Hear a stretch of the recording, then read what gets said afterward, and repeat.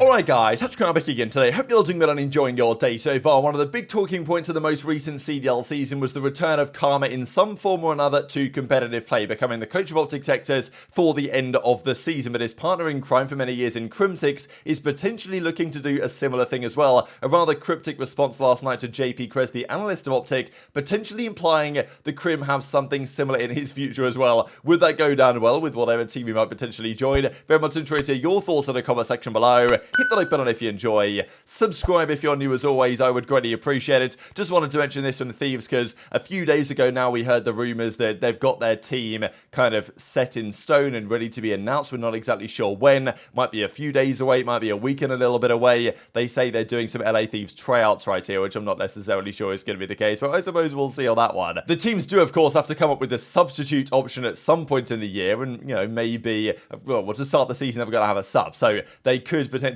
put their coach down as their substitute, which has been done in the past, and let's be honest, with all the budget cuts these teams are employing, it might not be the worst idea in the world to put down a JCap or a Shane as your potential substitute player, or they're going to sign an actual sub from the challenger side. But often what happens there is that the players and the teams will just wait until challengers begins to see who's the best players and then sign them when the season begins on the CDL side, which is usually a little bit later. This I thought was a little bit interesting as well here from Nick Edmonds, who was formerly kind of, well, head guy over at the Overwatch League, I'm guessing, or working on the Overwatch League for their production side, and is now moving over to the COD League as a supervising producer. We know that there's been many jobs, lost and many people moving around behind the scenes over there. So, yeah, hopefully that works out well for him and the CDL. Did want to share this clip as well here from ZooMaa, who mentions that we know the CDL versus Warzone thing is coming up, what is it, tomorrow, the first tournament where that's going to be in play. And ZooMaa, we believe, according to Ben, was pretty instrumental in actually getting the CDL pros to sign up for this and get involved, because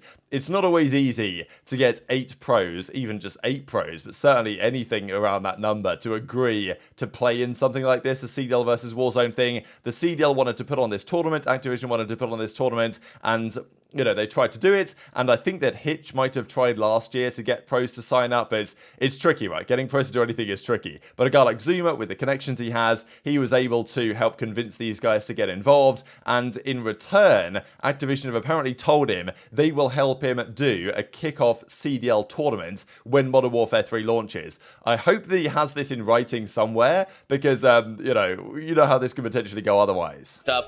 Listen, bro, Activision said, listen, man, Shanice, if you're listening, Activision, if you're listening, they said if I help you get players for your tournament, that they will help me start a kickoff MW3 tournament when the game drops. Okay, a kickoff CDL tournament when MW3 drops. That's what they said. They said that, you know what I'm saying? You know what I mean? So we gotta, you know what I mean? If they're listening, we gotta do something here. We gotta do something, chat. You know? So what do you guys think about that? Hopefully it happens, right? We would like to see anything which is actually good CDL tournament content at the start of the new game is good. Because when the new game launches, you get the S&D tournaments, you get some of the respawn tournaments, but you never really get to see the teams play together, because Activision say, no guys, you can't play as a full squad because we want to ensure that the first action we see with the new teams is in the CDL. And I get it, I understand it, but it's not like it affected the viewership at the start of, let's say, the Black Ops 4 season, when there were the CMG pro downs they would do. Scump had, like, what was it, 100k viewers or something he had for a CMG pro down, an online $10,000 tourney at the start of the Black Ops 4 season with the full OpTic team at the time. Just fantastic stuff. Now, that would be the ideal. I don't know if ZooMaa will get the permission to do that, but just to do some sort of CDL only tournament, even if it's not with the full teams at the start of the new game, it would be great, because the CDL, as far as I'm concerned, doesn't lean into that anywhere near enough. I think they should fund their own online tourneys when the season begins, like 2Ks, 5Ks, whatever it might be,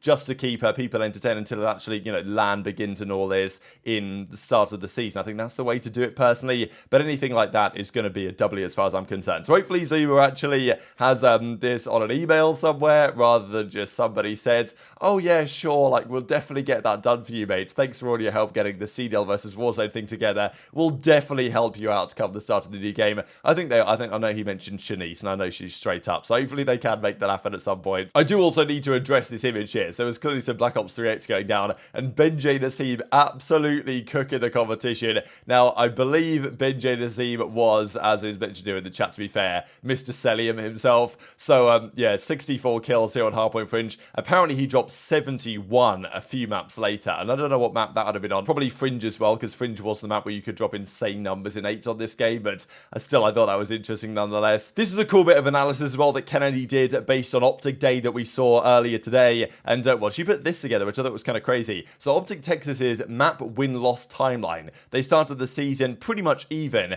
and at Major 3, they were, when they had that pretty difficult Coda map spell before they made the losers run, at what, -3 or whatever, -2, -3 map win-loss on the season. They'd made the Scump Hook thing, they'd made the Illy Ghosty thing, but from Major 3 halfway onwards, they went from being pretty much even in terms of map win-loss to +33 in like a very short space of time. Crazy run they had really here. And then it tailed off a bit, of course, towards the World Championship. It's, yeah, pretty crazy how good they were at that point of the season, especially online. But of course, the back-to-back second places definitely helped them out as well. So JB Krez, the analyst for OpTic Texas, and going forward will be in that role as well. He was effectively, after Rambo was dropped or got rid of because Dashy didn't want him around anymore and everything went down over there, kind of was like the coach and analyst for the team, but I think it makes more sense for JP to be more of the numbers guy, more of the analytical stuff, and he's been doing some very interesting threads on mid-round S&D adjustments, and maybe he could even make a YouTube video or two on analyzing stuff like this. I think people would most certainly watch it. Talks about how New York Subliners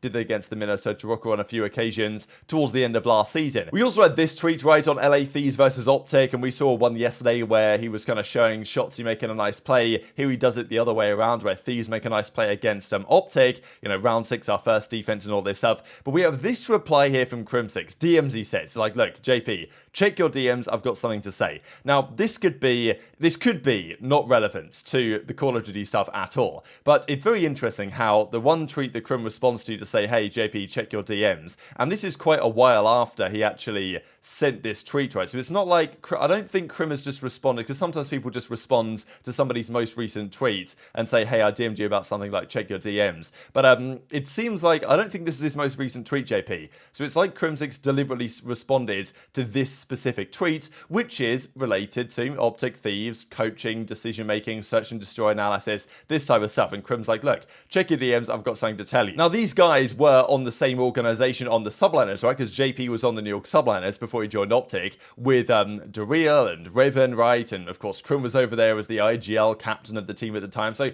they know each other. They've got a relationship going on over there. And I wonder if Crim is thinking about his future as well, because we full well know that Crim and Karma were one of the, look, they competed with each other in 6 or more Call of Duty titles, from the Complexity days to the OpTic Dynasty days. They, been around a very long period of time. And as I said yesterday, when you've got a guy like Karma, the legend that he is, in OpTic, you've got to feel like you've got to use him to some degree. Like, he's got too much knowledge to just be sitting there as a content creator and not helping out your main COD team. And I think it's got to be the same for Crimsix, right? I know that Crim is on FaZe at the moment. I feel like there will come a time where he becomes, where he goes back as part of OpTic. I know that that's always the question, like the Dynasty, Scump, Formal, Karma. The 3 of them are part of OpTic. I think that it will probably happen for Crim at some point. It might not happen anytime soon. And can you just imagine Crim and Karma coaching the same team at the same time? Like, that would be wild. But, look, Karma's made it very clear for a long time now, for even, several months, if not a year, that he's wanted to do some coaching for OpTic. And it took him a long time to actually make it happen. It took Hex saying, look, David, are you actually going to take this seriously? Are you actually going to wake up on time to make this work? But it did happen, right? And Karma became the coach at the end of the season. Maybe he even got scapegoated a bit, right? It is what it is. I suppose when you're on OpTic, that's how things sometimes go. People said, oh, Karma, like, he came into this team for Major 5 and they lost, like, it's his fault. Don't really think there's any justification for that, but we believe that Karma will stay around as the coach for the new season. That's basically what he says over the last couple of weeks, and if that is the case, then I think that would be a good thing for himself and for the team. But Crim must be thinking about, looking at Karma, looking at OpTic, looking at FaZe, and thinking about something similar as well. We know that right now he's just enjoying enjoying life with FaZe, flying around everywhere, you know, doing the esports racing thing for FaZe. He was in Saudi Arabia a while ago. He was in Germany, I think, as well. Of course, he was at Le Mans as well a little while ago also, and he did a vlog on that yesterday. What I do wonder about Crim, though, is if he is DMing JP for the reasons of like, hey, JP, like, what do you think about XYZ, coaching, whatever? Like, should I do it? Should I not do it? Would he be any good in that position? Because we know Crim is like, you know, something of an enigmatic character at times. Can be a little bit difficult to put your finger on what he's going to be like as a coach, for example. But I think it can be the same. Like, let's say you look at football, right, or soccer, right? Like, that's kind of the sport that I'm most familiar with in terms of managers and coaches. You do have a lot of these enigmatic coaches that actually turn out to be some of the best and most successful over time.